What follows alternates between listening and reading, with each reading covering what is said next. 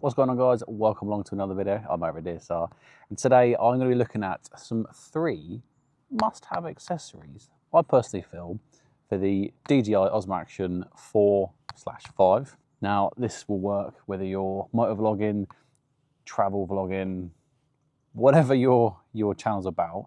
These still are some must-have accessories. And the sponsor of today's video is TELESIN, so thank you very much for sending me these products. All the products will be in the description box below, along with their website, so if you do want to buy any of it, head on over. For me, this is my own personal opinion. They've not told me what to say. They've just sent me the products, and I'm not part of their affiliate links or anything like that, so I don't get any commission if you do buy anything. This is just purely my thoughts and opinions on them. Start us off then. Number 1 is going to be the rechargeable selfie stick. Now, like I said, whether you're travel or motovlog or whatever it may be, whenever I'm walking around the bike or I'm walking in showrooms or I'm at the NEC, whatever it may be, I've got the camera on a selfie stick. Now, the only thing that could improve my selfie stick is if it could charge my camera as well, and that is where this product is going to fill that hole for me very nicely. Inside the box then, I've actually got a manual. You have a GoPro style door with a pass-through power port, your standard action camera mount, a phone mount, so you don't just have to use this with the DJI or any GoPro or any other action cameras. You can use this with your phone as well. Nice to see. Power cable, and lastly, the selfie stick itself. The selfie stick has got a really kind of nice rubberized texture around the outside. It feels very soft on the hands. On the bottom, we've also got a thread. So actually you can take this selfie stick and make it into a tripod as well. Simple enough, just screw whatever tripod you want on the bottom. Tripod feet, should I say. And there you go, we're good to go. So again, for me, when I'm doing my walkarounds of the bike, it's really handy actually that I can just have one of these, put it onto the bottom, place it to the side of the bike, and then do my walking around. Continue on the bottom part of the selfie stick. We've got the power button. You're going to push that, and then on the opposite side, there are 3 LEDs to tell you how much power it's got. And then to the right of the LEDs, that is where your USB-C charging point is. Moving up to the best part then. So yes, this extends pretty far, but for me, the best part of this is the cable sticking out the top. So I've seen other rechargeable selfie sticks, and the problem with them ones is the cable itself comes out the bottom, so it comes out the handle where the battery part is. So then you've got a cable going from the bottom all the way to the top, and potentially, like I said, you've got this fully extended and you've got this massive cable connecting to your phone, your camera, whatever it is. Well, what TELESIN have done is they've internally wired it so it comes out the side. So, give me a second. So there you can see it's just got the small cable, it's sleek, it tucks into the side of the DJI, and obviously the DJI have got the door that can just pop off, so you don't need to replace it. Hence where the GoPro you can't, and that's why they added that pass-through power door as a nice little extra. The selfie stick, you can have it all the way to the bottom or fully to the top, and it doesn't matter. The cable isn't going to get snagged, going to get caught, it's not going to get, it's not going to move. It's going to stay exactly where it needs to. What's nice to see as well is the bottom part has got a thumb tightener for the screw. So when you get it into the right position, cable comes from the side of the unit itself, is when you get the camera in the right place, you can then use the thumb part to tighten it up. And pretty much every single review video I do, I'm using a selfie stick to do my walk around, because I like to have a little bit of distance between me and the camera. And yes, I can't take extra batteries with me when I'm riding, but using this means I can charge it whilst I'm walking around. So it means potentially I don't need to take an extra battery. I can leave that at home, just have this, and then charge the camera whilst I'm walking around. 2 birds, 1 stone. Like I said, if you want, make it into a tripod, you can do so just like that. And it's as easy as that. I will, without a doubt, use this to charge the camera every single time I'm off the bike. So actually, this is a good example. So I've got another set of legs. That's the DJI Action selfie stick I use with the camera on top. And as you can tell, I've got it plugged into an external power pack. Whereas this badger, I don't need that. So again, actually now I can leave that power pack at home as well. So I'm starting to strip back weight from my kit, which is always beneficial because sometimes the bag is pretty heavy. Looking at the rechargeable power pack then, this has got a 10,000 milliamp battery inside the handle. Absolutely more than enough to charge your GoPro or your phones whilst you're out and about. A perfect kind of on-the-go power bank. I can just easily slot in your bag because it's actually quite nice and thin. It's not round, so that's really going to help me when I'm out on the bike. Yes, we've obviously got the charging capability at the top. This has got an 18-watt power output. Now the charging port at the bottom is also an 18-watt, but this is a in and out charger. So technically, you can charge two devices off this at the same time. So if it was in your bag after you finished filming, obviously you can charge straight off there, get another cable, put it in the back, and then you can then carry on charging something else whilst you're walking around. And more importantly, especially on the days like today where you don't know if it's going to rain, this thing is waterproof to IP52, so you don't have to worry if you're out filming and it starts to rain. Number two then on my list is something I've been looking at, and it's something I owned for my GoPros as well, is ND filters. If you don't know what ND filters are, is in essence they're sunglasses for your camera. They cut down the amount of light that comes in, so you can then, instead of having the camera on auto settings, you can put it to manual and you can fine tune it and make it the footage look how you want it, so a little bit more cinematic. So especially if we're motovlogging and we're on the bike and we want that motion blur, whereas normally at the minute I don't have an ND filter. I leave the camera in auto and it has a shutter speed so high that actually when I'm going faster you can still see everything in focus. There's no motion blur and it just doesn't look as aesthetically pleasing as I'd like it. So that is why ND filters for me are a must. And especially if you're going to be going abroad where it's sunny all day long, you need these. UK right now, probably not so much. But looking at the TELESIN ND filters, we've got 4 in the pack. You've got an ND 8, 16, 32 and a CPL. CPL is a circular polarizing lens. In a nutshell, the easiest way to work it out is you put one on. Let's say we went to the ND 8 right now, put it onto the camera, put my manual settings in, and if it was still too bright, take it off, put the 16 on and keep going like that until I reach the desired manual settings for what I want to do.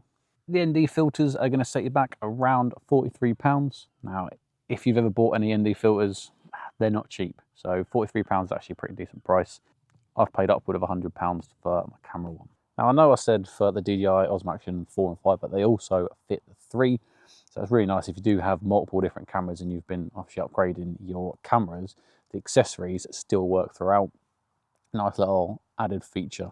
With the GoPro ND filters that I've had by Newer, for them, they replace the lens itself. So you physically have to remove the lens to put on the ND filter. What I really like with these filters is they pop on over the original lens. So I'm out riding, clear blue sky, sunny day, and you simply get your filter, get your camera, and you just push it on. It's as simple as that. Now, what I like is if it's then I'm riding all day and it's suddenly got dark, I can then just pull the lens off and then I'm good to go. I've got my clear lens. Whereas the GoPro, I need to make sure I had the clear lens with me in the bag to replace the lens itself. Whereas this, you just pop it on and off. And like I said, if you do the 8 and it's not the right settings, you can then just pull out the next one and literally just pop that on as well. Like, you can just keep going. Now, me personally, I use the DJI case that comes with the camera, because I've had it a few times where I've had the camera on a tripod, I'm filming at the bike, wind's caught it, knocked the camera over. So I just like to have it in there just to protect it a little bit better. Does the ND filter fit on the camera with the cage on it? Yes, yes it does. So that's perfect because that's how I'm going to be running it. It's going to look just like that. So with these ND filters, it's just going to mean that I'm going to have more control over my camera settings. Obviously, stand by, there'll be a video for that. I'll be testing out these, I'll be testing any settings, and then I'll do a video on my best camera settings for the DJI Osmo Action 5 for motovlogging. Now, one thing I personally feel TELESIN could have done better with these filters is the box themselves. So yeah, it's a nice box. It's fine for if I'm inside the house or I'm in a car or I've got lots of space to carry things. But this, it's a cardboard box. If it got wet, it would be no good to me, especially if I'm out on the bike. There's always that potential chance. Now, this here is the newer ND filters for the DJI, for the GoPro, and it's a hard plastic case and it's nice and thin. So for me personally, I wish TELESIN had a protective case rather than a nice box for it to come in. This I can chuck in my bag and know it's going to be protected. This, let's see how long it lasts, pretty much. But that's my only gripe with it. Nothing major. And now lastly, you may have thought I look a bit stupid with this thing around my neck. And you know what? I don't disagree. I've got one camera over there, I've got another camera there, but sometimes it's nice to have that POV shot of kind of what it is I'm looking at. So you just get a feel for the product rather than having a chest mount where it's straight on. This kind of gives that top down, like it's from my perspective. And luckily, because this is the third must-have accessory, for me, this will come in handy doing any other product unboxing reviews like this, or if I'm in the garage and I want to film something, but because I'm installing something or whatever it may be, I need my hands. I can't hold the camera and then do it one-handed. This means you get the decent close perspective, but it's not cumbersome, it's not big, it fits around your neck nicely. And to take it off, there's one button on the back and you push it and it releases. Super, super easy. Now this here is the U-shape neck mount from TELESIN. As you can see, I've got my phone on it because you can get obviously a phone attachment to go onto it, but also you can take this off and then you can install your action camera. Again, super easy to change over the mounts. Comes with a thumb screw and it's as simple as that to change it over. So the button on the back, push that to release the neck bit, wrap it around. Like she says, find the hole, clips in place, and there it is. Now the neck itself is a really nice soft rubberized material, similar to the handle on the rechargeable selfie stick. The bit that sits kind of on the chest is flat, so it doesn't always dig in, it kind of just sits nicely. And whether I've got the camera or the phone, it's not too bad, it's not too weighty. And to remove the camera or the phone, whatever you've got attached, you're going to push the button from behind and you're going to twist it. It's still on my neck, but I've taken the camera off, taken the phone off, whatever it may be. And the base is magnetized on there, so you can look down, find the hole, twist it round, and there we go, we're back in play. It's not going anywhere, and actually, it doesn't really move around, like unless you're jumping up and down and stuff, but if I'm walking around like this, it is very stable, and obviously your body kind of stabilizes that a little bit extra as well. Now the TELESIN neck mount is going to set you back around 30 to 35 pounds. Now I say that kind of region because there's a couple of different packs you can get, whether you want just the kind of action camera mount, that's going to be around the £30, and then the £35 is going to be the kind of extra kit with the phone mount, and you get like a J bracket and things like that, so you can mount the camera vertically. Also with the neck strap itself, it's kind of shapeable, so it's not just a fixed shape and that's how it goes around. Obviously people's necks are all slightly different. You can shape it to how you want. And there we go, that is my 3 must-have accessories for the DJI Osmo Action 3, 4 and 5. Don't forget, some of these are actually cross-compatible to other things like GoPros and phones, like the neck mount and the rechargeable selfie stick. If you do want to grab yourself any of these products, description and link below. I'm not affiliate, I don't get paid anything extra.